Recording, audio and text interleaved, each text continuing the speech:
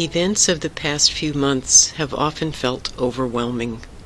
The sadness that comes from watching the news every evening weighs heavily in our hearts as we witness the senseless killing and destruction taking place in Ukraine at the hands of a brutal tyrant.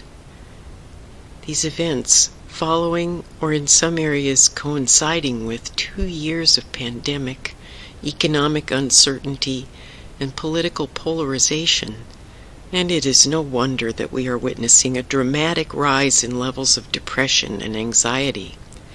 In the 4th chapter of Paul's second letter to the Corinthians, we read these words: "We are afflicted in every way, but not crushed, perplexed, but not driven to despair, persecuted, but not forsaken, struck down, but not destroyed, always carrying in the body the death of Jesus, so that the life of Jesus may also be made visible in our bodies.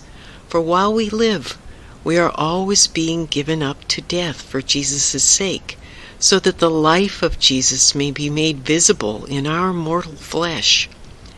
How is it possible to be afflicted, perplexed, persecuted, and struck down, yet not despair? I believe the answer lies in a statement Paul makes earlier in that same chapter. We read in verse 1, "Therefore, since it is by God's mercy that we are engaged in this ministry, we do not lose heart." I would add to that verse that it is not just by God's mercy that we engage in ministry, rather it is by God's mercy we engage in life itself. The miracle of life itself is profound. The miracle that there is a Creator who has brought life forth is even more profound. The miracle that this Creator is good and synonymous with love is yet again even more profound. There are times we experience beauty and peace in this life. There are times when confronted with evil we question God's goodness and may even question our faith.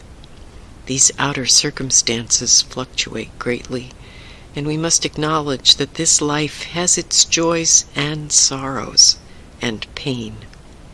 We do not stop loving our loved ones in their journey of joys and sorrows, nor does God stop loving His children. Though I do not always experience the comforting presence of God, I do not lose heart, because I have hope that the one who, by His mercy, gave me life, is forever journeying with me, and His love is unshakable. No tyrant has charge over my soul, and the one who eternally rules there is full of mercy and goodness and love. Be mindful of this, and do not lose heart. The darkness may sometimes feel too much, but remember, we have the light.